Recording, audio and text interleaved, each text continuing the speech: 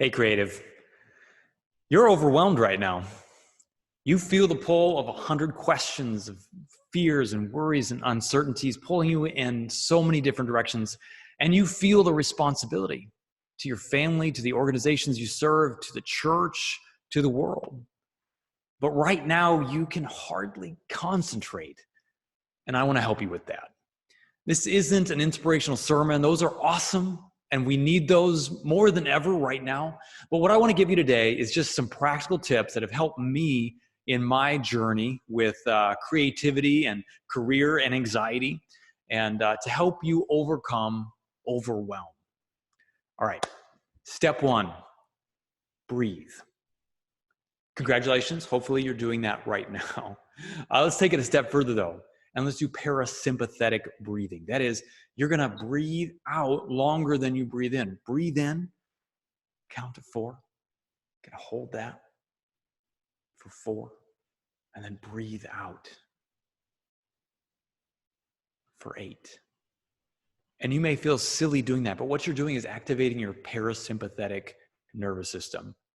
And it happens fast. It happens quick. This is a little tip you can use anytime you feel that overwhelm. You can do this parasympathetic breathing at any moment. Do those counts, repeat as necessary, and that's going to bring down your heart rate, bring down your blood pressure, and bring down your anxiety. Awesome. So now you're already thinking just a little bit clearer, a little bit more focused. So with that extra focus, let's make a to-don't list. That is, make a list of stuff that you do not need to think about or worry about right now. And let me help you. Let me put a few things on that list for you already. You don't need to check the news every hour. You don't need to stare at your phone, scrolling through all the feeds constantly. You don't need to be plugged in to everything happening in the world right now. In fact, even before all of this started, the research shows that you are happier when you are away from your phone. So let's make that step 3 here. Put the phone down. If you're not actively, intentionally using it, put it down and put it out of arm's reach. Put it somewhere where you would have to go intentionally to get it, to use it, so that you can be present wherever you are, with whomever you're with, doing whatever you're doing in the moment. And along with that, if you're on a computer, shut down your email, shut down your social media pages, shut down your Slack. Just put that away for a minute. You don't need to be constantly plugged in. And if you're like me and you find that your fingers will hop into your email or your social media feeds before your conscious mind is even aware of it, let me introduce you to one of my favorite apps called Rescue Time. You can install this on your computer. It tracks how you're using your time throughout the day, which is very insightful. You may find out that you've been using, you spend a lot more time on some things than you thought. But the best feature for what we're talking about is the focus time feature, where it will automatically block certain apps and websites that are distracting. And that'll help catch you before you find that, oh, all of a sudden, somehow I'm back in Instagram. Okay, awesome. We're starting to get some clarity here. We're starting to get some noise out of our heads. That's a good start. Sometimes it's still not quite enough. So let me introduce you to another one of my favorite apps, services, tools, Brain FM. All right, here's the science. Your brain operates at different frequencies corresponding to different types of modes that your brain is in. That is like relaxation, sleep, focus, meditation. All of these have different frequencies associated with them in your brain. And what scientists have found is that you can actually stimulate your brain to operate in a given mode by stimulating it with lights or sounds with those frequencies in it. And so what Brain FM has done is created instrumental music with those frequencies baked into it that will actually help switch your brain into those modes. Listen, maybe that sounds wild to you. I swear by this. I use it every single day, and some days it is the thing that pushes me over the edge and gets me to be able to focus or to just calm down enough to focus. And so I recommend that. In fact, right now, they're giving away 1 free month for all the people that are learning to work from home for the first time. So give it a shot. I'll put the link below. Okay, now we're going somewhere. It's time to answer one of the questions that always trips me up when I'm overwhelmed. And that is, what is the most important thing for me to do right now? That sounds like a great question, but it can be a really hard question to answer. So let's break it down. Let's start by listing out a bunch of things that are already rolling around in your head, of things that you could be working on right now. And if it comes to mind, write it down. Get it all out of your head. Awesome. Now you can see it. And it's amazing how much clarity comes from simply being able to see it on paper.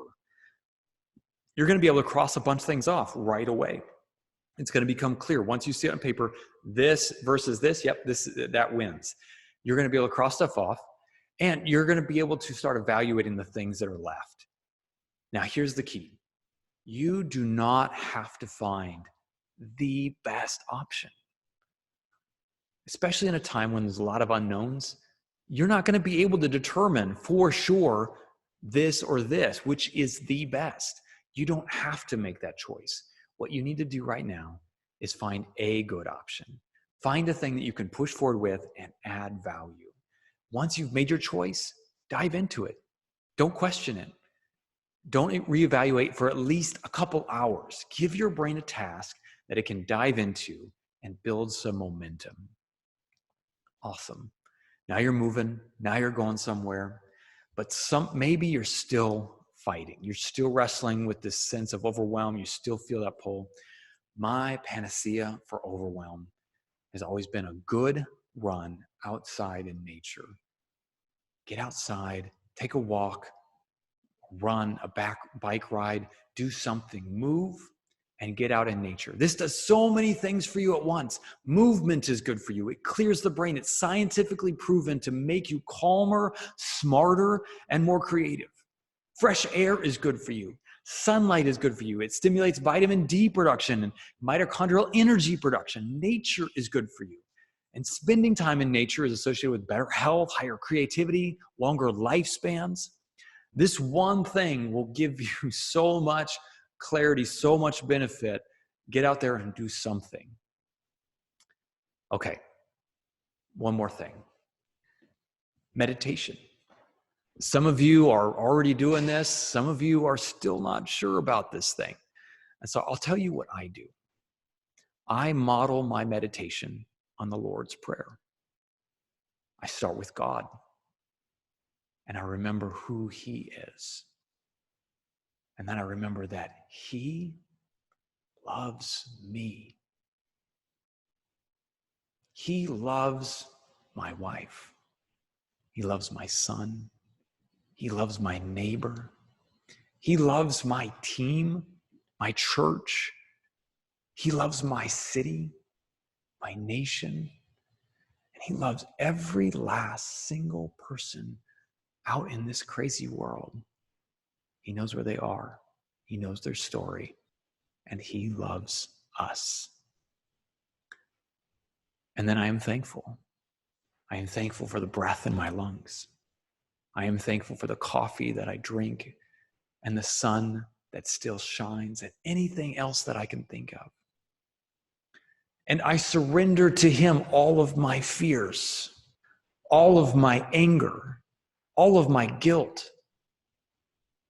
I forgive. I give Him my future. I give Him today. I give Him this moment, breathing in and breathing out. And in this moment, He cares for me. He loves me, and I am His. God is with you, creative. You're not alone. You may feel overwhelmed, but God is not overwhelmed. And it's not your job to solve all the problems. Your job is to trust. And within that trust, to move forward one simple, trusting step at a time.